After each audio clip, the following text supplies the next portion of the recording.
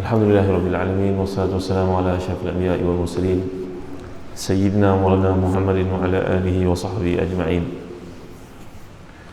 Allahumma salli wa sallim wa barik ala Muhammad wa ala ali Muhammad kama sallaita wa sallamta wa barakta ala Ibrahim wa ala ali Ibrahim fil alamin innaka Hamidum Majid. Amma ba'd. Alhamdulillah, syukur kita pada Allah Subhanahu wa taala pada pagi ini dapat kita pada satu majlis ilmu, dan kuliah kita pada pagi ini kita bincang sedikit tentang perkara yang namanya maksiat dan hukumannya dalam kehidupan. Kita ubah tajuk sikit ya. Jadi firman Allah SWT dalam surah Al-Ankabut ayat ke-40, A'udzubillahi minasyaitonirrajim, fakullan akhazna bizanbihi فمنهم من أرسلنا عليهم حاصبا ومنهم من أخذته صيحة ومنهم من خسفنا به الأرض ومنهم من أغرقنا وما كان الله ليظلمهم ولكن كانوا أنفسهم يظلمون. Sadaqallahul azim. Maka masing-masing itu kami siksa disebabkan dosanya. Antara mereka ada yang kami timpakan kepadanya hujan batu, antaranya ada yang ditimpa suara keras yang sangat kuat, dan ada di antara mereka yang kami benamkan ke dalam permukaan bumi, dan antara mereka ada yang kami tenggelamkan, dan Allah sekali-kali tidak menganiaya mereka, akan tapi mereka lah yang menganiaya diri mereka sendiri. Maka ayat ini menceritakan kepada kita tentang hukuman yang pernah Allah SWT turunkan kepada manusia zaman berzaman, iaitu ada antara mereka yang kena batu-batu ke atas mereka, ada yang ditimpa suara yang kuat sehingga pecah genggam telinga, dan setengah yang lain ditenggelamkan, dan ada pula yang dikenakan oleh Allah SWT hukuman dalam bentuk-bentuk yang lain. Maka inilah dia kesan dosa yang dilakukan, kemaksiatan yang mereka lakukan dalam keadaan Nabi-Nabi diutuskan kepada mereka untuk membetulkan, menegur, mengajak, berdakwah, tetapi mereka tidak pedulikan. Jadi kata para ulama, contohnya Imam Ghazali rahimahullah, kemaksiatan yang dilakukan itu sebenarnya merupakan racun yang akan menimbulkan berbagai komplikasi dalam kehidupan seseorang. Kalau seseorang itu makan makanan yang mengandungi racun, jangka masa panjang atau pendek tentu ada kepadanya. Ya, jadi semua penyakit kejahatan yang ada di dunia ini sebenarnya disebabkan oleh kemaksiatan yang dilakukan. Maka kalau kita perhatikan, apakah yang menyebabkan datuk kita, nenek kita Adam dan Hawa keluar daripada tempat yang penuh dengan kenikmatan dan kebahagiaan menuju tempat yang penuh dengan kesedihan, penyakit, musibah? Siapakah yang telah mengeluarkan iblis dari kerajaan langit hingga Allah mengusirnya dan melaknatkannya, menggantikan rahmat dengan laknat? Siapa yang telah menenggelamkan penduduk satu-satu tempat sehingga air mencapai puncak gunung-gunung? Siapa pula yang telah menundukkan angin kepada kaum Ad sehingga mereka semua menemui kematian bergelimpangan seperti pokok kurma yang tumbang? Allah menyatakan ajazu nakhlin khawiyah, mereka tegap, tinggi, kuat. Kaum Samud ini, kaum Nabi Saleh ini, mereka mampu untuk memahat gunung-gunung, membuat rumah-rumah yang indah. Boleh kita tengok tempat ini, namanya Madain Saleh, dekat utara Arab Saudi itu. Tapi yang tinggal pada hari ini hanyalah merupakan tempat-tempat purba yang kita lihat dengan penuh kekaguman, tetapi penduduknya sudah tiada. Siapa yang mengirimkan suara yang keras? Siapa pula yang telah menenggelamkan Fir'aun dan bala tenteranya, lalu memindahkan ruh mereka ke neraka Jahannam? Ini mereka kata, kalau nak tengok antara tamadun pencapaian manusia yang paling hebat, pergilah ke Mesir, kerana Mesir ini dipanggil sebagai ummud dunia, ibu kepada kemajuan manusia kat dunia. Sebelum manusia boleh berfikir macam-macam pencapaian, di Mesir Kipti ribuan tahun dahulu telah pun merealisasikannya. Apa saja bentuk kenikmatan hidup orang Mesir berapa ribu tahun dahulu, sekurang-kurangnya 3,500 tahun lalu sudah pun melaluinya, tuan-tuan dimuliakan Allah sekalian. Firaun ni sampai orang mengkaguminya, menghormatinya, mendewa-dewakannya walaupun dia telah mati. Tempat untuk simpan mayatnya itu pun dibuat sengaja rendah supaya kita nak masuk ke tempat itu, nak pergi tengok pun kena tunduk, merangkak. Punyalah Firaun ini nak menghormatinya. Bagaimana dia tidak berkelakuan demikian? Sedangkan semua dunia itu memang dia punya, dengan emasnya, dengan pencapaiannya, tapi semua itu telah dimusnahkan oleh Allah SWT. Siapakah yang telah membuat Qarun ditelan bumi, rumah dan seluruh hartanya? Itu semua adalah kemaksiatan, dosa yang dilakukan kerana Qarun ini merupakan seorang yang cukup engkar kepada Allah SWT, iaitu dia pernah minta kepada Nabi Musa AS supaya jadi kaya. Dengan kekayaan nanti bolehlah aku bantu engkau wahai Musa. Dia sepupu pada Nabi Musa AS. Ini merupakan alasan yang tipikal, hujah yang tipikal oleh kebanyakan manusia, iaitu mengatakan nanti kalau kaya saya bantu Islam lah, tengoklah nanti berapa masjid yang saya akan buat. Islam bukan mengukur banyaknya harta itu banyak disalurkan. Islam mengukur kepada keikhlasan yang kita lakukan, walaupun benda itu kecil-kecil sahaja. Ya. Jadi Qarun ini telah minta kepada Nabi Musa sepupunya, ibu mereka ini bersaudara, wahai Musa, mintalah Allah supaya aku jadi kaya. Kalau aku kaya nanti aku bantulah dakwah kau. Kau susah begini, mesti ada orang kaya backup kau. Mana boleh kau berdakwah tak ada duit? Tuan-tuan dimuliakan Allah sekalian. Akhirnya bila Nabi Musa AS mendoakan baginya kekayaan, Qarun pun lupa daratan. Bila wang itu dalam jumlah yang sedikit masih keluar zakatnya, tapi bila dah terlalu banyak, dia menyangkakan Nabi Musa mengambil untuk kepentingan peribadi. Maka Qarun mulalah mengadakan macam-macam alasan, sehingga akhir sekali dalam tafsir Ibn Jarir Tabari mengatakan Qarun telah pun menyusun satu strategi jahat, iaitu meletakkan perempuan yang tidak baik untuk menjadi perangkap pada Nabi Musa AS. Ya, isu-isu berkaitan dengan seksual ni tuan-tuan bukan benda baru. Ribuan tahun dahulu telah pun menenggelamkan ramai manusia, dan menuduh supaya perempuan yang mengandung itu berkata suaminya adalah Musa AS.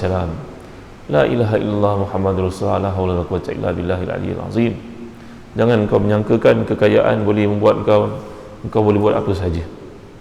Sebab itu dosa, kalau kita lihat ada dosa besar dengan dosa kecil. Allah menyatakan dalam surah Nisa ayat 31, a'udzubillahi minasyaitonir rajim. In tajtanibu kaba'ira ma tunhauna anhu nukaffir ankum sayyi'atikum wa nudkhilkum mudkhalan karima. Kalau kamu menjauhi dosa-dosa besar, antara dosa-dosa besar dihalang itu, dilarang kamu melakukannya, maka kami akan hapuskan dosa-dosa kamu yang kecil dan masukkan kamu ke tempat yang mulia, iaitu syurga. Nampaknya Allah sendiri telah membahagikan dosa kepada dua, dosa besar, dosa kecil. Dosa besar bila kamu menjauhinya, bertaubat daripadanya, maka kami akan ampunkan dosa-dosa besar itu, dan kami turut akan menghilangkan dosa-dosa kecil yang kau lakukan. Dosa kecil ni ada banyak cara penghapusannya.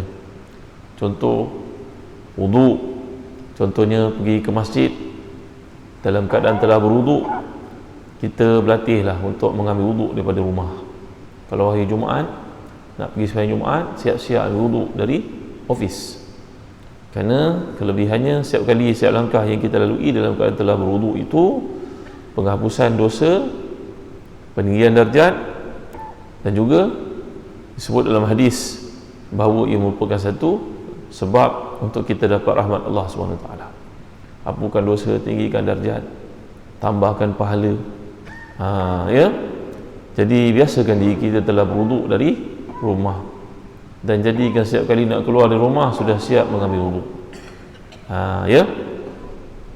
Baik, jadi dosa-dosa besar dengan sebab taubat kita meninggalkannya, maka dosa-dosa kecil turut diampunkan oleh Allah Subhanahu wa taala.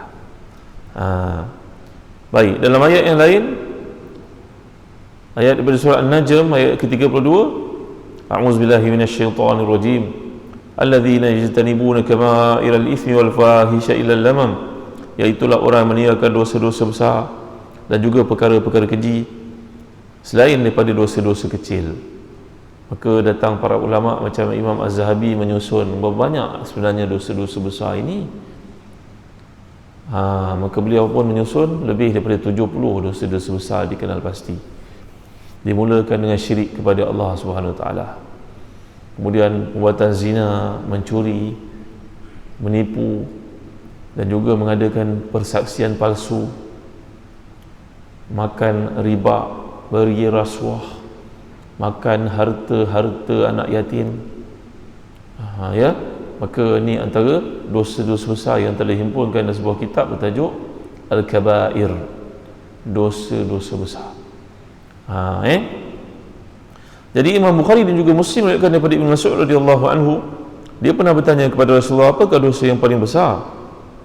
Maka jawapan Nabi SAW, antaj'ala lillahi niddan wa huwa khalaqak. Qultu lahu inna dhalika la'azim. Qala qultu suma'i. Qala suma an taqtula waladaka makhafata an yat'ama ma'ak. Qala qultu suma'i. Qala suma an tuzaniya halilata jarika. Ibnu Mas'ud ini adalah seorang sahabat Nabi yang sangat cinta kepada ilmu. Tubuhnya kurus saja tuan-tuan, kecil. Disebut oleh Imam Abdul Hayy Al-Kattani, Abdullah bin Mas'ud ni sahabat Nabi yang paling rendah, paling kecil, paling kurus, sehingga dikatakan kalau Sayyidina Umar duduk, dia lebih rendah daripada berdirinya Abdullah bin Mas'ud itu. Sayyidina Umar kalau duduk, Sayyidina Umar tegak bukannya, Abdullah bin Mas'ud itu lebih rendah daripada duduknya Sayyidina Umar. Bayangkan kecilnya Abdullah bin Mas'ud ini.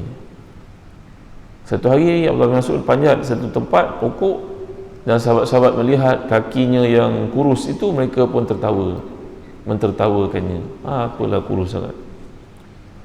Maka jawapan Rasulullah SAW, yang kamu lihat kurus itu jika ditimbang lebih berat daripada bukit Uhud nilainya di sisi Allah SWT. Allah maksudnya seorang daripada sahabat Nabi yang sangat alim lagi faqih. Ditanya oleh sahabat-sahabat yang lain, siapakah sahabat Nabi yang paling alim? Jawapan mereka Abdullah bin Mas'ud. Abdullah bin Mas'ud radhiyallahu anhu. Jadi Abdullah bin Mas'ud ni tanya kepada Rasulullah, wahai Rasulullah, apakah dosa yang paling besar sekali? Cuba jelaskan untuk kami dapat ambil pedoman, wahai Rasulullah. Takut-takut terjatuh dalam melakukannya. Maka Nabi telah menjawab SAW, dosa yang paling besar adalah engkau melakukan syirik kepada Allah dalam keadaan kau tahu Dia yang mencipta kamu. Maka Abdullah bin Mas'ud kata, Masya Allah, memang besarlah nilai dosa itu, wahai Rasulullah. Memanglah orang melakukan tak patut kan. Apa yang kedua, wahai Rasulullah? Rasulullah menjawab, iaitu kamu membunuh anak kamu kerana takut tidak mampu membagi rezeki untuk membesarkannya. Bukan kamu yang atur rezeki, Allah yang atur rezeki. Jangan rasa takut sangat kepada perkara-perkara sedemikian. Buatlah perancangan yang paling baik. Ya, ini wasiat kepada orang-orang muda, anak-anak kita, menantu-menantu kita. Dah hari ini keributan bekerja mengakibatkan semua orang takut ada anak, kerana nanti tak boleh capai target yang letak dalam hidup. Yalah, harga kos benda segala-galanya mahal. Tak ada benda yang turun harga. Yang turun cuma hujan saja, tuan-tuan. Betul kan? Hujan yang turun, yang lain semua naik. Maka keimbangan kepada rezeki ini adalah satu kesalahan. Kamu usahakan yang terbaik, kemudian serah kepada Allah selebihnya. Jangan sampai menggugurkan kandungan kerana takut tak dapat pembelaan untuk mereka. Buatlah perancangan yang terbaik dalam kehidupan. Kalau ada nasihat doktor supaya dijarakkan kelahiran, itu satu perkara. Itu pun letakkan syarat-syarat, biar doktor itu doktor Muslim, orang yang memberi nasihat dengan cara yang betul. Maka hadis ini mengajar kita dosa yang besar itu membunuh anak dalam keadaan takut tidak dapat bagi rezeki kepadanya, seolah-olah kitalah yang beri rezeki. Jangan ada perasaan macam tu. Dan yang terakhir sekali, apakah lagi wahai Rasulullah? Rasulullah menjawab, iaitu engkau berzina dengan seseorang perempuan sedangkan suaminya punya hubungan yang baik dengan engkau. Ini berlaku mungkin di antara adik-beradik, ipar sebagai contoh, jiran tetangga, rakan sepejabat, majikan dengan pekerja, ya, orang yang hidup rapat dengan seseorang, tiba-tiba dia berzina pula dengan isteri orang tu. Memang tidak patut. Memang berzina itu segala bentuknya berdosa. Zina ni pula ada macam-macam jenis. Zina pandangan, melihat. Walaupun zina pandangan tidaklah sehebat dosa berzina dengan sebenar-benarnya, tetapi Allah telah menyatakan dosa berzina ni wala taqrabuz zina, jangan dekati zina. Para ulama menghuraikan dekati itu lebih hebat daripada melakukannya, kerana dekati itu apa-apa sahaja perbuatan yang menjurus kepada melakukan buatan yang hina itu. Melihat perkara-perkara yang mendorong melakukan maksiat itu juga membawa pada zina, itu dosa besar, itu haram. Melihat perempuan dengan penuh syahwat, itu dosa besar dan haram.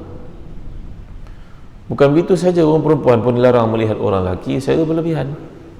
Siapa kata orang perempuan boleh lihat orang lelaki sewenang-wenangnya? Tidak. Tuan-tuan yang hati dan dikasihi sekalian, sebagaimana orang lelaki dilarang untuk melihat orang perempuan, maka orang perempuan pun dilarang untuk melihat orang lelaki berlebihan. Jadi ini perbuatan dosa besar, kategori yang paling utama yang sangat patut untuk dijauhi. Baik dengan seseorang lelaki itu ada hubungan kekerabatan dengan kita pula, sebagai contohnya biras ke, tiba-tiba berzina dengan isinya. La ilaha illallah Muhammadur Rasulullah. Sangatlah pelik buatan-buatan seperti ini, tuan-tuan dimuliakan Allah sekalian. Satu fatwa yang dikemukakan kepada ulama di Mesir, iaitu seorang lelaki bertanya kepada Syekhul Azhar dalam kitab bertajuk Ahsanul Kalam oleh Imam Atiyah Saqar. Dia bertanya bahawa dia terpaksa menjaga ayahnya kerana adik-beradik semua tak boleh menjaganya. Ibunya sudah meninggal dunia. Tiba-tiba dia mengesyaki satu tak kena kat rumahnya kerana isinya tidak bekerja. Akhir sekali diketahui dan ada bukti bapaknya itu berzina dengan isinya. La ilaha illallah Muhammadur Rasulullah. Lelaki tua ini duduk di rumah anak, berzina dengan menantunya. Allahu Akbar, la ilaha illallah. Masya Allah, tabaraka wa ta'ala. Langkah kejinya buatan ni, tuan-tuan. Tak patut sangat. Perempuan itu adalah anak dia, tahu. Wanita yang merupakan menantunya itu anak dia sebenarnya. Perkahwinan menyebabkan seorang perempuan itu menjadi anaknya, berzina dengan anaknya sendiri. Maka dia bertanya kepada mufti bagaimana nak buat, sehingga dia mengesyaki anak-anaknya lahir kemudian itu bukan daripada dirinya sendiri. La haula wala quwwata illa billahil aliyyil azim. Dan setengah ahli maksiat kat luar sana melakukan buatan zina dengan isteri orang ini lebih baik daripada melakukannya dengan anak dara. Kerana melakukan dengan perempuan yang belum berkahwin, maka perempuan itu boleh mengandung, nanti ditanya siapa suaminya. Tapi kalau melakukan dengan perempuan yang sudah ada suami, tidak ada siapa yang bertanya siapakah ibu bapa kepada anak ini. Alangkah kejinya buatan ini, tuan-tuan dimuliakan Allah sekalian. Kita nak menceritakan perkara-perkara yang boleh menyebabkan naiknya bulu roma kita di belakang. Kerana kita punya isteri, kita punya kakak, punya adik, punya anak, punya ibu yang boleh terdedah kepada benda-benda sedemikian pada zaman fitnah hari ini, tuan-tuan dimuliakan Allah sekalian. Dan diviralkan pula bagaimana kisah seorang ibu perempuan berzina dengan menantu lelakinya. La ilaha illallah Muhammadur Rasulullah. Dunia pada hari ini peliklah, tuan-tuan dimuliakan Allah sekalian. Akhirnya ulama Azhar ini telah memfatwakan, mengatakan kepadanya, baiklah engkau menceraikan isterimu kerana tiada kebaikan lagi padanya.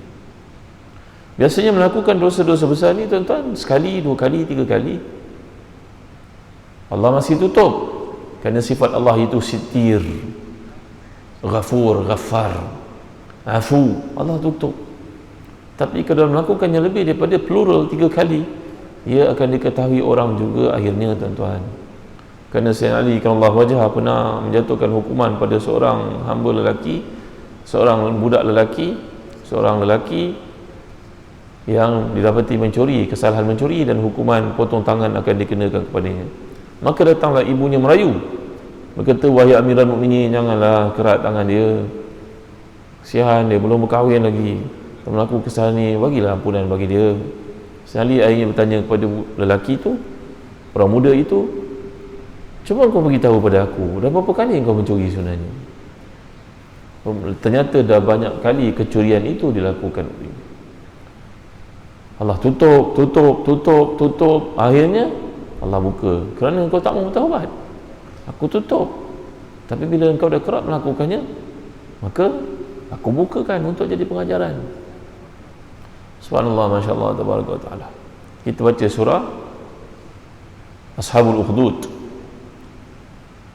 Sama'i Dhatil Buruj, surah Al-Buruj itu kan, Sama'i Dhatil Buruj, wal Yawmil Maw'ud, wa Syahidi wa Mashhud, Qutila Ashabul Ukhdud, An-Nari Dhatil Waqud, idhum 'alaiha qu'ud, wa hum 'ala ma yaf'aluna bil mu'minina shuhud, wa ma naqamu minhum illa yu'minu billahi al-'azizil hamid, alladhi lahu mulku as-samawati wal ard, wallahu 'ala kulli syai'in shahid. Innal ladzina fatanul mu'minina wal mu'minati thumma lam yatubu. Allah cerita orang paling jahat di atas muka bumi ni, tuan-tuan, dibunuhnya satu umat dibunuhnya kerana budak lelaki itu dia sepatutnya menggantikan ahli sihir. Kisah tu kita tahu kan, sepatutnya dia menggantikan ahli sihir yang terkenal dalam negara itu, tapi dia nak pergi belajar sihir. Nampak seorang ulama pada zamannya beragama dengan agama Nabi Isa, beribadat, dia kagum, dia belajar. Sekali belajar dengan ulama itu, Kristian itu, Islam lah itu sebenarnya, kemudian pergi dengan ahli sihir. Dua kelas dia attend satu hari, tuan. Dalam mazhab Syafi'i, hukum kita belajar ilmu yang boleh menjadi penghalang kepada tersebarnya sihir, hukumnya harus boleh belajar untuk kita tahu. Tapi setengah pendapat ulama yang lain tidak membenarkan kerana ia hanya buang masa.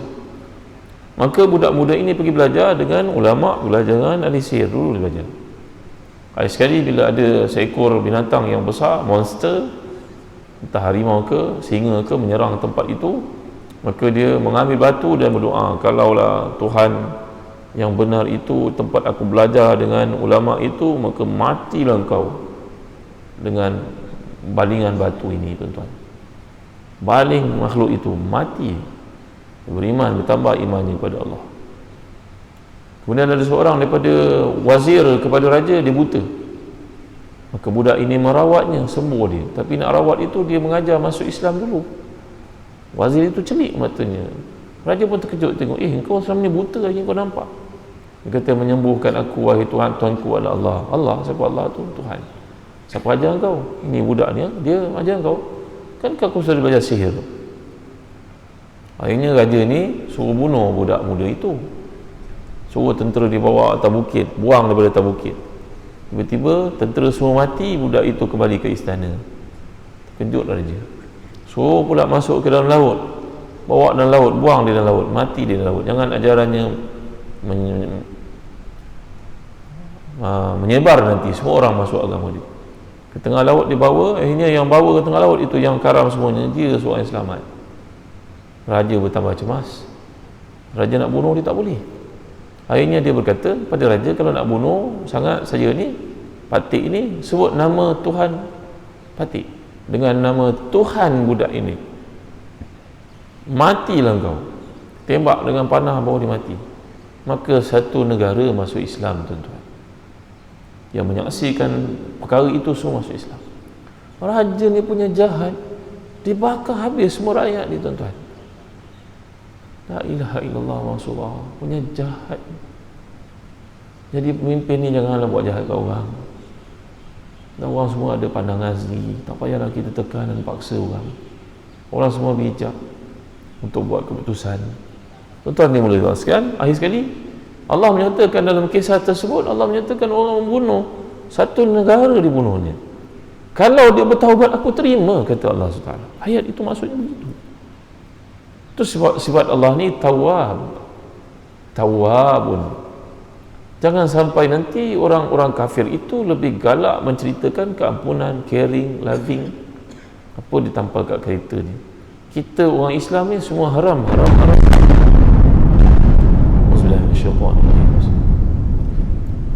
Kerana kita seolah-olah kita yang beri ampun dan beri hukuman pada orang. Tak boleh, tuan-tuan. Berilah kepada manusia peluang.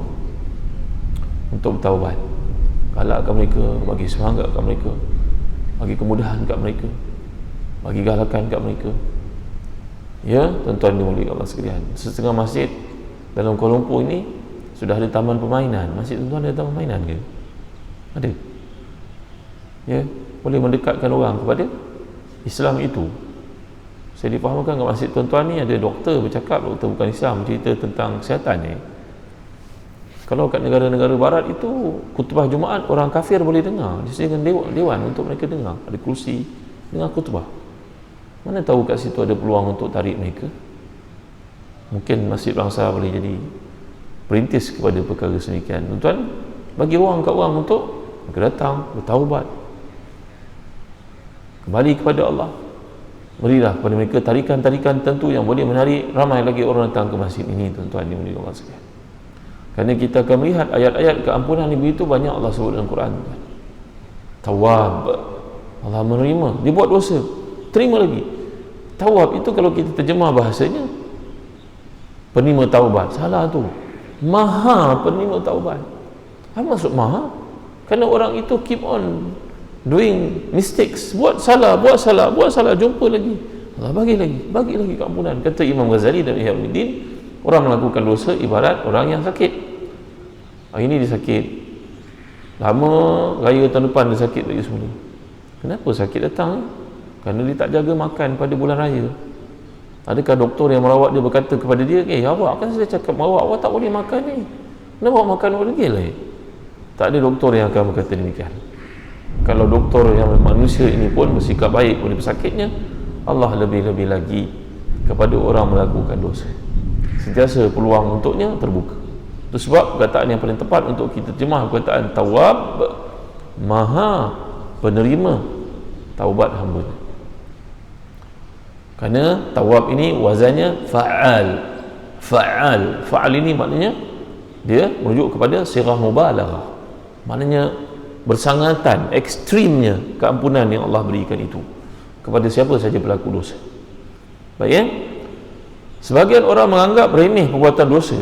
Dia berkata, sama saya melakukan rukun Islam, kewajipan lain, dosa itu perkara kecil, Allah boleh ampunkan. Sikap ini salah sebenarnya.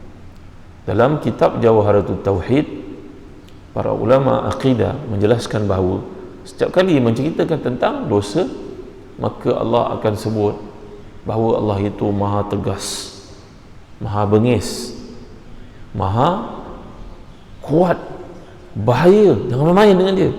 Kan itu Allah nyatakan, i'lamu anna Allah syadidul iqab wa anna Allah ghafurur rahim. Allah itu maha ganas hukumannya dan dia juga maha pengampun. Tapi didahulukan ketegasan, kemudian baru datang keampunan. Jangan ada sikap seperti orang tertentu yang jahil ini berkata, tak apa, Allah mengampun, penyayang. Tak boleh cakap macam tu. Buat yang sebaik mungkin, sedaya upaya. Dah tak boleh nak buat, maka kita serah kepada Allah. La yukallifullahu nafsan illa wus'aha. Jangan awal-awal lagi kita dah buat maksiat, kita tak apalah, Allah kan pengampun. Ini salah tuan, bukan macam tu. Orang bertaubat, kita datang beritahu dia, insya-Allah Allah terima taubat, mari kita buat baik, usaha untuk baik. Ya, apa saja dosa Allah ampunkan selagi matahari tidak terbit di barat dan selagi nyawa tidak sampai dekat anak tekak, kat tenggorok, kat halqum, maka selagi itu dosa diterima oleh Allah taubat yang kita lakukan. Baik, begitu juga dalam surah Hijr ayat 50, Nabi ibadi anni ana ghafurur rahim wa anna azabi huwal azabul alim. Kabarkan kepada hamba-hambaku bahawa sungguhnya akulah yang maha pengampun lagi penyayang, dan bahawasanya azabku azab yang sangat pedih. Begitu juga Allah mengingatkan kita untuk tidak melakukan maksiat. Falyahdharil ladzina yukhalifuna an amrihi an tusibahum fitnatun aw yusibahum azabun alim. Hendaklah orang menyalahi, meninggalkan perintahnya, takut akan ditimpa cubaan dan juga ditimpa azab yang pedih. Jadi hendaklah kita ni dalam kitab akidah ini menjelaskan kepada kita kewajipan untuk patuh, berusaha mengelakkan daripada melakukan dosa-dosa besar sedaya upaya. Kalau terjebak juga, segeralah minta keampunan kepada Allah SWT. Gitu Begitu juga wa tahsabunahu hayyinan wa huwa indallahi azim. Kamu menyangkakan perkara itu kecil, tapi sebenarnya di sisi Allah besar. Ini yang surah Nur ayat ke-15. berlaku pada zaman Nabi dahulu, perbuatan para sahabat yang menyebar luaskan perbuatan yang tidak pasti, peristiwa yang tidak pasti, iaitu menuduh Ummul Mukminin Aisyah radhiyallahu anha bahawasanya Aisyah radhiyallahu anha terlibat melakukan perbuatan haram sama dengan Safwan bin Mu'tal itu. Pulang dari peperangan, Nabi pada waktu itu penggiliran jatuh pada Aisyah untuk dibawa pergi perang. Balik daripada perangan itu, Aisyah radhiyallahu anha kehilangan kalungnya, rantai lehernya, atau satu riwayat lain pergi dia buang yang kecil. Maka Aisyah radhiyallahu anha pergi, tak beritahu pada sesiapa, disangka orang tahu dia keluar. Rupa-rupanya bila dia balik ke tempat itu, rombongan tentera sudah pun bergerak meninggalkan tempat. Mereka tidak sedar Aisyah radhiyallahu anha tiada dalam tempat tinggalnya di atas unta itu. Apa dipanggil? Sekedup apa dipanggil? Haudaj. Kalau dulu-dulu mereka pergi perang, duduk di atas unta tu ada satu bilik macam kotak, duduknya orang perempuan dalam tempat tersebut. Maka Aisyah radhiyallahu anha pulang ke tempat itu, dapati tentera semua sudah bergerak.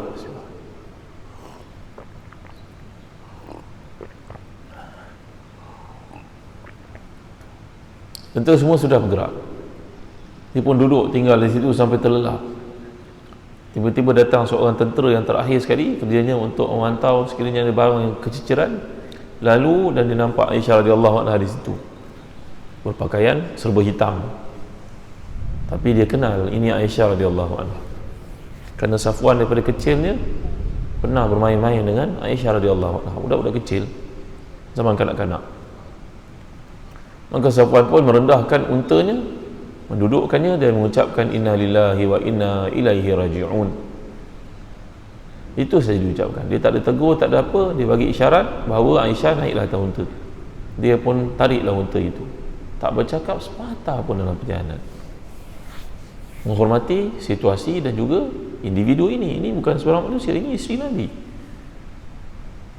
tidak membawa sebarang fitnah. Perjalanan dia tarik saja unta itu. Sampai di Madinah, itu telah menjadi isu besar, kerana golongan munafik mencari-cari isu, mencari-cari sebab untuk memburuk-burukkan Islam, terutamanya Rasulullah SAW. Maka Abdullah bin Ubay bin Salul, ketua munafiqun, telah pun bertindak mengatakan ini mesti ada satu benda berlaku. Lagi sekali tuan-tuan, orang perempuan ni satu ujian besar bagi orang lelaki. Daripada dulu lagi, ma taraktu ba'di fitnatan adhar ala rijali minan nisa, aku tidak tinggalkan ujian lebih besar bagi kaum lelaki, kata Rasulullah, berbanding dengan perempuan.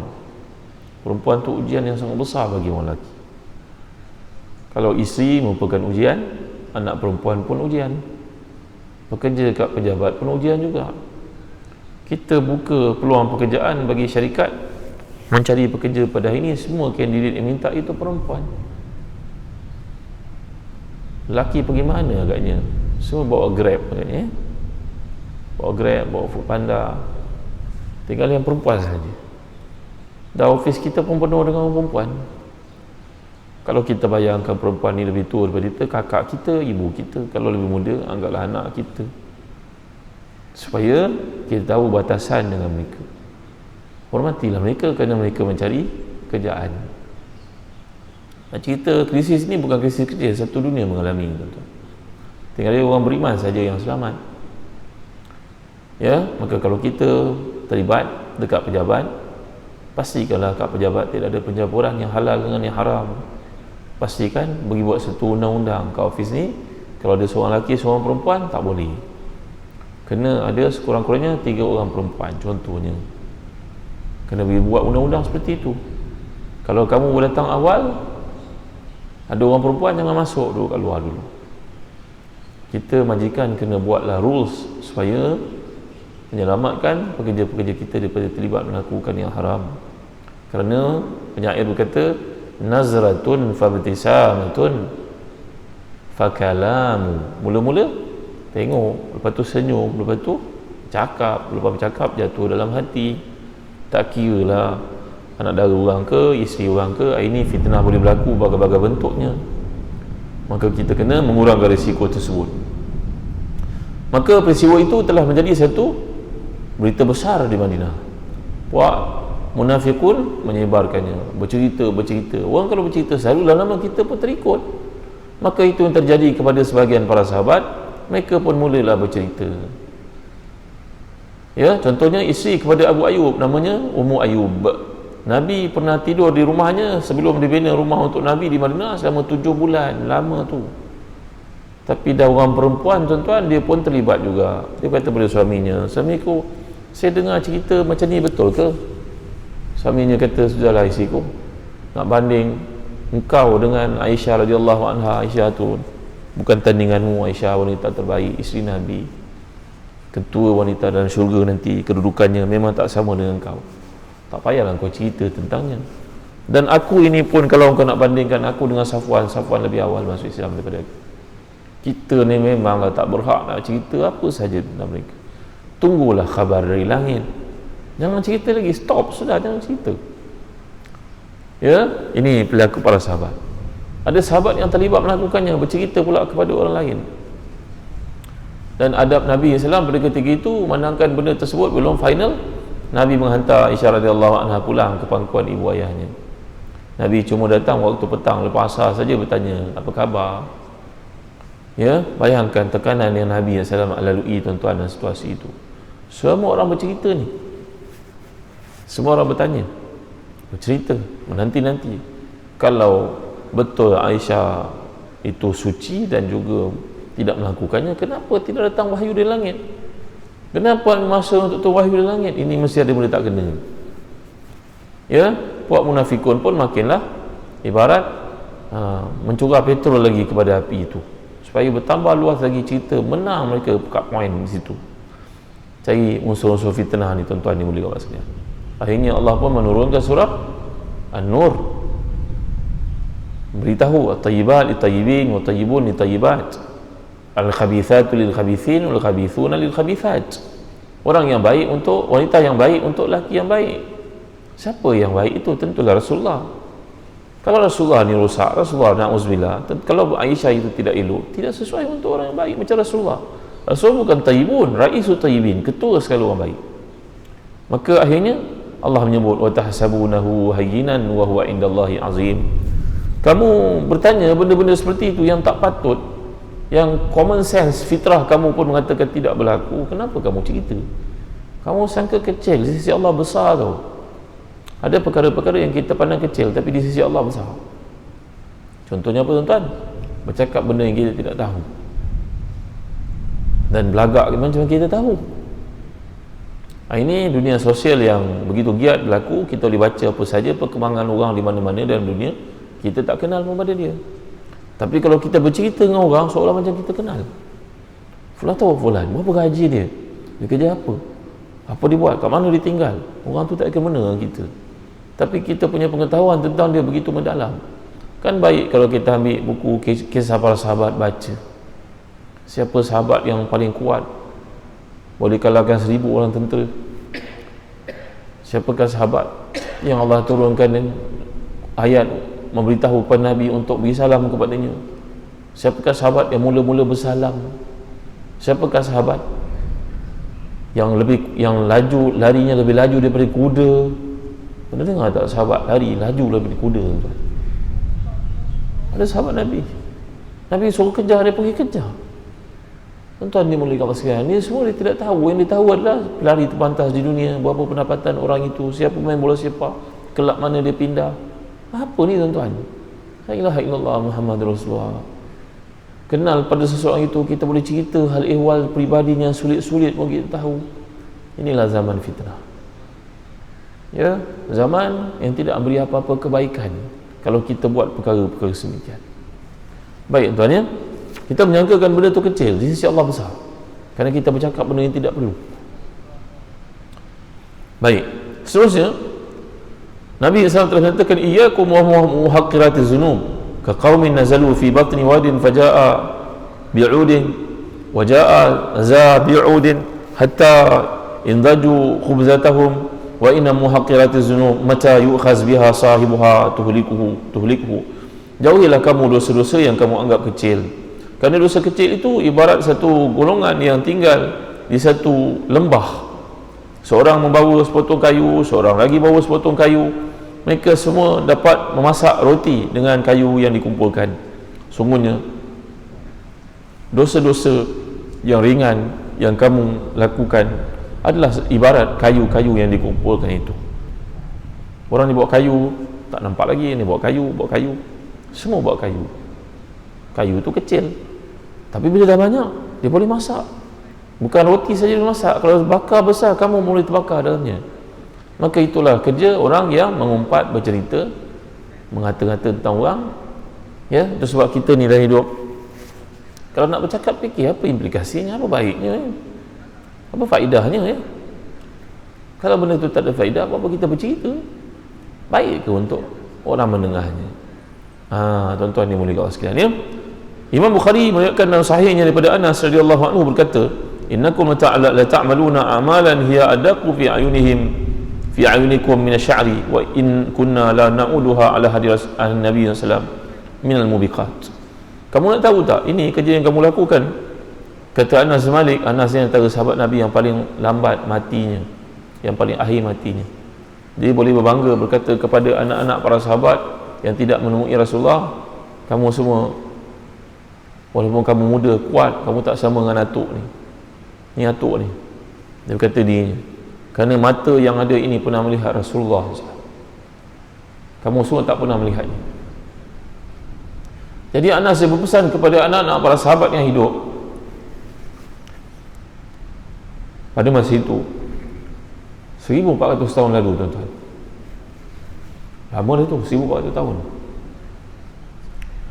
Dia berkata kepada anak-anak para sahabat, kamu ini melihat ada benda-benda yang tak ada apa-apa.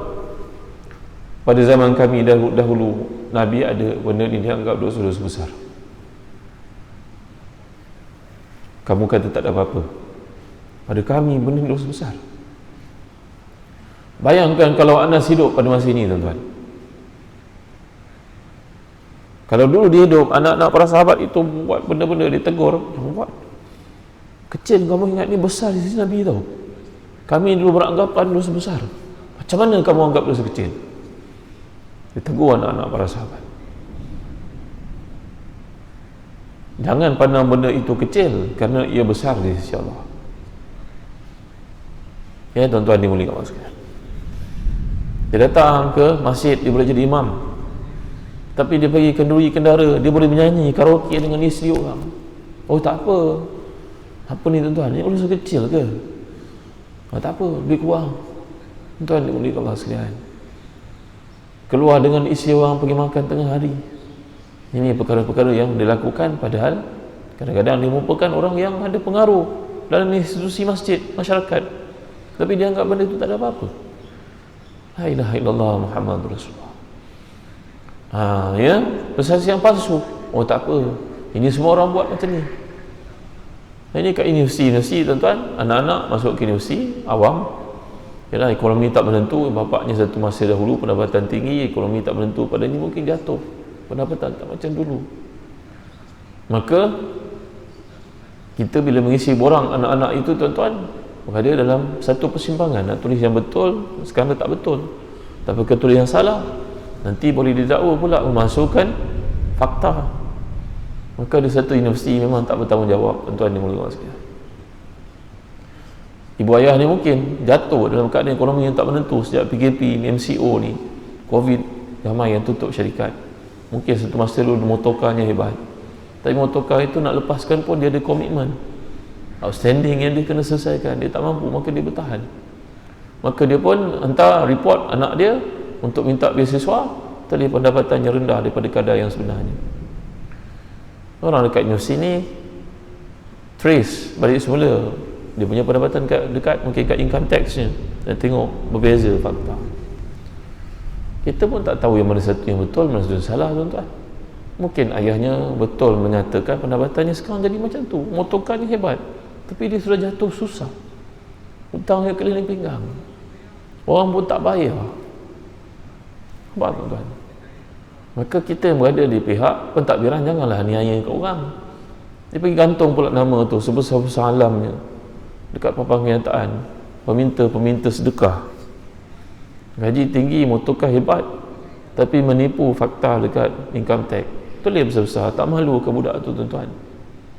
Apa punya cerita ni? Kalau berlaku demikian pada ayah ibu yang berkenaan, panggillah mereka hadir. Tuan boleh tak bagi tak jelaskan kenapa? Kami ada rekod, kami kerajaan ni semua rekod ada, jangan dipalsukan. Kenapa pula kalau kita tengok pendapatan kat sini, rekod bayar cukai ni, pendapatan tuan bukan macam sekarang, kenapa tulis kecil? Contohnya tuan-tuan, janganlah kita pergi gantung buat malu budak tu tengah belajar kat universiti kan. Ni sikap ni memang tak betul tuan-tuan yang boleh kawan sekalian. Kita tak tahu mana satu yang betul, tapi yang pasti mengaibkan orang itu dosa besar bukan? Dan budak tu pun nak belajar, malu dia, ada beberapa nama yang disenarai hitam kat situ ni, minta beasiswa tapi ayah pendapatan besar, motorkar besar, apa ni tuan-tuan? Jadi kita hidup ni janganlah buat aniaya ke orang. Kama tadinu tudan. Hari ni kita aniaya orang, besok kita kena aniaya tau. Baik tuan rahmati dan dikasihi sekalian, satu kemaksiatan yang telah menjadi sebab masuknya seorang perempuan ke dalam neraka sebagaimana disebut dalam hadis sahih riwayat Bukhari dan juga Muslim, dakhalat imra'atun nara fi hirratin rabatatha falam tut'imha walam tada'ha ta'kul min khashashil ard. Seorang wanita masuk neraka kerana seekor kucing yang dikurungnya, tidak diberi makan, tidak diberi minum. Marah sangat kepada kucing tu tuan-tuan. Ambillah kucing tu, pergilah hantar ke tempat yang orang boleh bela dia. Bukan niat kita nak aniaya dia, tapi kita tak mampu uruskan dia. Tak salah pun tuan-tuan ni boleh kasihan, tapi janganlah tangkap dia, kurung dia, ya. Dan dalam masa sama pun tidaklah disuruh kita pergi kutip semua kucing yang ada, pergi bela pula. Kita pun tak ada pendapatan mana pun, ya. Ini kerja negara, bukan kerja individu. Dulu kerajaan Turki Osmania, binatang yang berkeliaran yang tak ada tuan ni diambil, dibeli satu tempat, penjagaan di bawah sistem negara. Yang orang pada hari ini pergi buat untuk dapat hit banyak dan juga tunjuk pada orang ramai, niatnya dia tak betul. Pergi ambil semua anjing kurap yang ada, jalan pergi jaga, tunjuk dalam Facebook dia, biar semua orang tahu dia lawan paling baik dalam dunia. Bukan macam tu, kita bukan disuruh macam tu. Kita disuruh jangan menyakiti haiwan. Kalau bagi makan, sudah, tak payahlah kita pergi bela serata alam, kita pergi kutip macam perilaku setengah daripada orang yang tidak faham di luar sana. Sayang tu bukan bererti kita kena pergi ambil, jaga, bukan. Janganlah menyakiti dia, bagi dia makan, sudah, ya. Tuan-tuan hati dan dikasihi sekalian, kalau tengok dalam mazhab Syafi'i pun sebenarnya berniaga kucing sekalipun adalah benda sia-sia. Tak disuruh kita pergi bela kucing, letak kucing kat hotel, bagi makan mahal-mahal, lebih mahal daripada makanan budak-budak kat asrama tak ada duit. Ini namanya memang khilafu aula, meninggalkan benda yang utama, pergi buat benda yang tak berapa penting. Tapi nak buat macam mana tuan-tuan? Tegur nanti jadi tak kelima, satu dunia nanti marah kita kerana orang jahil terlalu ramai sangat. Dan mazhab Syafi'i menganggap jual kucing itu benda sia-sia, takut tak halal pendapatan itu. Tegas mazhab Syafi'i tuan-tuan. Mazhab Hanafi menghalalkannya, tapi kita tak bolehlah sebut benda itu, nanti marah orang jahil kat luar sana yang tak faham ujung pangkal. Kerana dalam hidup semua dia ikut nafsu dia, emosi dia, akal dia. Dia nas, Quran, hadis semua dia tak mau pakai. Ya, itu tuan-tuan hati dan dikasihi sekalian. Akhirnya kalau kita ikut semua akal kita dan kecenderungan kita, maka LGBT pun kita sokong, itu masalahnya. Benda-benda haram pun jadi halal, sebab nafsu adalah ukuran, benchmark, yardstick, kayu ukur, barometernya. Ya, tuan hati dan dikasihi sekalian. Inilah masalah yang berlaku. Kau nak bela kucing seekor ikut mazhab Hanafi, bela lah, tak ada mengapalah. Tapi kalau sampai 20 ekor kucing pula duduk dalam aircon, tuan ni benda sia-sia lah tuan. Benda yang dapat di situ, takut pahala tak dapat, membazir yang dapat. Yang ada kucing banyak-banyak tu sedekah lah kat orang, bagi kat orang ke. Lepas tu kita tak pula dipertanggungjawabkan untuk cek, oh orang tu bela kucing saya, dia dera kucing saya berdosa. Tak payahlah fikir macam tu tuan-tuan ni mulia sekalian. Ini teguran ni untuk, kerana benda ni berluasa sangat. Nampak benda ni kecil tau, tapi impaknya di sudut Islam, takut tak ada pahala, takut datangkan dosa. Baik, seterusnya dalam hadis Nabi pernah bersabda, innal abda la yatakallamu bil kalima ma yatabayyan fiha yazilu biha fin nar ab'ad mimma bainal masyriqi wal maghrib. Maka ada orang yang berkata perkataan-perkataan yang dirasakan kecil, tapi dengan perkataan itu besok dia campak dia ke dalam neraka. Lubang neraka itu untuk sampai ke dasarnya lebih jauh daripada timur dan juga barat. Bayangkan seorang daripada kita nak terbang pergi ke US pada 24 jam naik kapal terbang. Jauh kan? Jarak orang jatuh daripada puncak neraka ke dasarnya itu lebih jauh daripada timur ke barat. Dalamnya, kerana dia berkata satu perkataan yang tidak sepatutnya ketika hidup dahulu. Mengecilkan hati orang, menghina orang, memfitnah orang, mengumpat orang.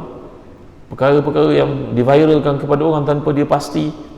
Perkara-perkara yang menyebut-nyebut tentang hal orang lain yang dia sibuk-sibuk cerita. Ini semua memberi kepada kita kedudukan yang hina di akhirat di sisi Allah, ya.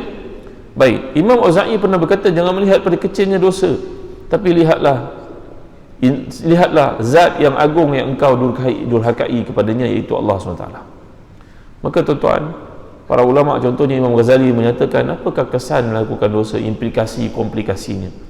Nombor satu, orang melakukan dosa menyebabkan kehinaan, kerana Allah SWT menyatakan sebagai contohnya kisah Bani Israel, innal ladzina takhazul ijla sayanaluhum ghadabun min rabbihim wa dhillatun fil hayati dunya wa kadzalika najzil muftarin. Orang yang mengambil patung anak lembu itu golongan Bani Israel ini akan ditimpa azab kepada mereka di dunia lagi sebelum akhirat. Itu juga dalam hadis mengatakan ju'ila dhillatu wasagharu ala man khalafa amri. Nabi telah menyatakan dalam hadis Ibnu Umar dalam Musnad Ahmad, dijadikan kehinaan dan kerendahan kepada orang yang menyelisihi perintahku. Ibnu Barak pernah berkata, inni ra'aitu dhunuba tumitul quluba wa kad yurithu dhilla idmanuha wa tarku dhunubi wal hayatu wa khairul laka isyanuha. Ibnu Barak berkata, aku melihat dosa menyebabkan hati menjadi mati. Timbulnya kehinaan kerana dosa dilakukan berterutan. Meninggalkan dosa akan menghidupkan hati, maka baik bagimu wahai saudara, tinggalkanlah dosa-dosa. Yang kedua, kesan daripada dosa-dosa ini tuan-tuan, menyebabkan kemurungan, kerisauan. Meskipun terhimpun seseorang itu berbagai kenikmatan dunia, tetapi semua itu tidak akan menghilangkan kerisauan. Maka sebab itu Abdullah bin Abbas pernah berkata, kebaikan itu menyebabkan cahaya muncul pada wajah. Kebaikan, ketaatan yang dilakukan menyebabkan wajah bercahaya. Hati menjadi lapang, rezeki menjadi luas, badan menjadi kuat, dan semua orang sayang kepadamu. Ketaatan menyebabkan kepada kita dan hidup kita ada 5 faedah. Wajah menjadi terang, wajah menjadi bersinar, bersih, hati menjadi lapang, rezeki banyak, tubuh kuat, sihat, dan orang sayang. Tapi dosa-dosa menyebabkan wajah menjadi hitam. Ada orang wajahnya handsome, kacak, tapi tak tahu kenapa tak boleh dekat dengan orang. Ada dia masalah dalam hidup. Salah satu sebabnya dosa-dosa yang dilakukan. Ya, ada seorang ulama besar mazhab Syafi'i namanya Abu Ishaq Syirazi. Kata para ulama, Abu Ishaq ni kalau datang kepada sesuatu tempat, penduduk tempat itu semua jadi bahagia, indeks kegembiraan semua meningkat. Kerana ini dibuat indeks kegembiraan, keceriaan. Negeri yang paling ceria. Tahun lepas Melaka, negeri yang paling ceria. Tak tahu tahun ni jatuh ke negeri mana. Ya, maka Abdullah bin Mubarak, maka diceritakan bahawa Abu Ishaq Syirazi ni kalau dia datang, semua orang datang untuk berjumpa. Tak bercakap dengannya pun dah memadai. Yang ni kematian suami, hatinya lapang. Tak bercakap apa pun, tengok je imam ni. Budak ni kematian bapa, datang majlis ilmunya, tenang di 2 minggu, hatinya hilang sabut. Orang tengah sehati, tengah bergaduh, datang tengok Abu Ishaq Syirazi ni, hati je lapang. Sampai tuan-tuan, kalau Abu Ishaq Syirazi ni datang ke satu majlis, orang-orang Kristian, orang-orang Yahudi pun datang sambut. Orang Kristian pakai salibnya besar-besar, rantainya besar-besar itu kan, tak boleh nak pegang imam ini, jauh, orang ramai. Ya, kadang-kadang ada di kalangan mereka ni pakai rantai, dia ambil rantai, dicampak je rantai itu kepada Imam Abu Ishaq Syirazi. Bukan rantai cross lah, rantai dia tu. Maka Abu Ishaq Syirazi memegang, dia ambil, diciumnya tuan-tuan, dan matinya Abu Ishaq Syirazi ni, ratusan ribu manusia datang mengucapkan takziah kepada keluarganya, dengan Yahudi, Kristian semua datang. Kerana mereka berkata, ini imam, hidupnya kami pandang wajahnya sahaja, hati kami menjadi tenang dan lapang. Begitu juga Imam Malik yang hidup lebih awal daripada Abu Yazid Syirazi ni, sama 200-300 tahun. Imam Malik berkata, kami kalau susah hati kami datang ke majlis ilmu Muhammad bin Al-Munkadir. Beliau merupakan salah seorang tabi'i. Melihat wajahnya sahaja hilang keserabutan dalam hidup sekurang-kurangnya 2 minggu, berminggu-minggu lamanya. Jadi tuan-tuan, orang melakukan dosa wajahnya menjadi gelap, hatinya menjadi sempit, bercakap semua negatif, semua tak boleh selesai kerana dosa-dosa yang dia buat. Yang ketiga, rezekinya menjadi sempit. Yang keempat, tubuhnya sakit-sakit. Yang kelima, orang benci padanya, orang tidak suka kepadanya. Ya, tuan-tuan dimulai Allah sekalian. Jadi inilah ucapan Ibnu Abbas, difahami daripada kesan melakukan dosa. Dan yang ketiga, yang terakhir sekali, melakukan dosa menyebabkan rezeki jauh daripada seorang itu. Wa innal mar'a la yuhramu rizq li zanbin yusibuh. Dalam hadis mengatakan dosa mengakibatkan rezeki seorang itu tertahan. Dia, Allah dah tetapkan rezeki, semua kita ni dah ada rezeki kita masing-masing. Tapi kan dosa yang kita buat, maka kita tak dapat rezeki tu. Besok dah tua nak mati, rezeki itu datang pada anak-anak, kepada kita melalui anak-anak. Maka dah tua pada masa tu, tengoklah duit banyak-banyak, nak pergi mana pun dah tak boleh, dah sakit. Rezeki kita, betul tak? Kerana dia terhalang zaman muda, kerana orang itu melakukan maksiat. Sebab itu tuan-tuan hati dan dikasih sekalian, ya, antara doa Nabi kita SAW, amalkanlah doa ni. Allahumma tahhir qalbi minan nifaq, wa amali minar riya, wa lisani minal kazib, wa aini minal khiyanah, fa innaka ta'lamu kha'inatal a'yun wa ma tukhfi sudur. Allahumma tahhir qalbi minan nifaq, wa amali minar riya, wa lisani minal kazib, wa aini minal khiyanah, fa innaka ta'lamu kha'inatal a'yun wa ma tukhfi sudur. Maksudnya apa? Ya Allah, bersihkan hati aku ni daripada nifaq, dan juga lisan aku daripada berdusta, cakap yang bukan-bukan, dosa. Wa aini minal khiyanah, mata aku daripada melihat yang haram. Kerana bila masa mata melihat yang haram, masuk dalam hati tuan. Hati itu jadi pekat, gelap, tak mau melakukan ketaatan kerana hati itu dah kotor. Ya, penapisan kat pertama mata ini gagal. Dan yang keempat, Allahumma tahhir qalbi min nifaq wa amali min riya, kerja aku daripada, selamatkan aku daripada riya. Ini juga dosa yang kadang-kadang kita tak perasan. Lisani min al-kazib, lidah daripada berdusta. Wa aini min khiyanah, mata daripada melihat yang haram. Fa innaka ta'lamu kha'inatal a'yun wa ma tukhfi sudur. Engkau lah yang mengetahui pengkhianatan mata dan apa yang disembunyikan dalam hati. Bersihkan hati aku dia melakukan maksiat, wahai Tuhan. Jadi mudah-mudahan Allah beri kepada kita kesempatan untuk bertaubat, menjauhi maksiat. Jangan pandang maksiat itu kecil, pandanglah kepada zat yang agung yang kita lakukan. Sebab itu Nabi juga bersabda, istahyu min Allah kama tastahyi rajulan salihan min qaumik. Malulah engkau daripada melakukan dosa sebagaimana engkau malu melakukan satu maksiat di hadapan orang saleh di kalanganmu. Siapa orang saleh itu? Imam kita, kawan baik kita, ayah kita, abang kita, anak kita. Ada orang ujiannya dalam hidup, dia lalai, anaknya Masya Allah saleh, yang perempuan salihah, maka malulah kepada anak itu. Anak tegur, ma pakai tudung lah ma, mama ada umur 50 pun tak nak pakai tudung lagi, pakai tudung ni, kita berikan mama tudung ni. Ya Allah, anak dia baik Tuhan. Kadang-kadang baik tu dengan sebab menantu, anak pun tak adalah berapa baik sangat, tiba-tiba dia berkahwin, dicodohkan dengan Allah, pilih untuk dia jadi baik, dapat pasangan yang baik, maka dia membawa kebaikan itu dalam keluarga kita. Ya Allah, nikmat, hebatnya hidup macam tu tuan-tuan. Ya, jadi malulah melakukan maksiat, kerana malu itu kalau dibandingkan, malulah seperti malu kamu kepada seorang saleh di kalangan kamu. Jadi nak buat satu benda, ingatlah anak tegur, nak jawab apa tu dah pencen-pencen ni, duduk pula tengok movie macam ni, kan anak tegur, kan nak jawab apa malu kan, malu kat budak sekolah agama tu. Maka sepatutnya malu kepada Allah lebih daripada itu. Jadi moga Allah berkati kita pada pagi ini dan sikit santapan untuk rohaniah kita, dan kita dapat belajar alhamdulillah daripada surah Al-Ankabut, surah laba-laba. Walaupun laba-laba ni makhluk yang lemah, tetapi dengan sebab kesungguhannya dapat dia menjalani kehidupan. Buat spider web untuk tangkap binatang, boleh dimakan. Maka macam mana lemah sekalipun, kita kena ingat kita ada sebab untuk jadi kuat, iaitu kembali kepada Allah. Jadi nama-nama binatang dalam Quran ni dibawa bukan kebetulan, ada rahsia di sebaliknya untuk renungan. Dalam surah Laba-Laba ni menceritakan manusia-manusia yang dihukum oleh Allah, mereka dulu punya ketuanan, kekuatan, kehebatan, keagungan, kemuliaan, tapi semuanya tidak berguna kerana mereka tidak mengambil pedoman daripada laba-laba.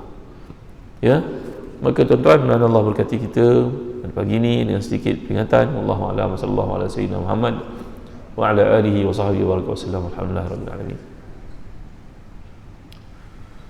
Allahumma ighfir lana dhunubana wa liwalidina warhamhum kama rabbana shighara wa li jami'i ashabi huquq alaina minal muslimina wal muslimat wal mu'minina wal mu'minat rahmatika ya arhamar rahimin. Allahumma ahsin aqibatana fil umuri kulliha wa ajirna min khizyi dunya wa azabil akhirah. Rabbana la tuzigh qulubana ba'da idh hadaytana wa hab lana min ladunka rahmatan innaka antal wahhab. Rabbana innana sami'na munadiyan yunadi lil iman an aminu bi rabbikum fa amanna. Rabbana faghfir lana dhunubana wa kaffir 'anna sayyi'atina wa tawaffana ma'al abrar. Allahumma tahhir qulubana min nifaq wa 'amalana min riya wa alsinatana min al-kadhib wa 'ayunana min al-khiyanah fa innaka ta'lamu kha'inatal a'yun wa ma tukhfi as-sudur. Rabbana atina fid dunya hasanah wa fil akhirati hasanah wa qina 'adzaban nar. Wa sallallahu ala sayyidina Muhammadin wa ala alihi wa sahbihi wa sallam. Alhamdulillahirabbil alamin. Allahu minna wa minkum.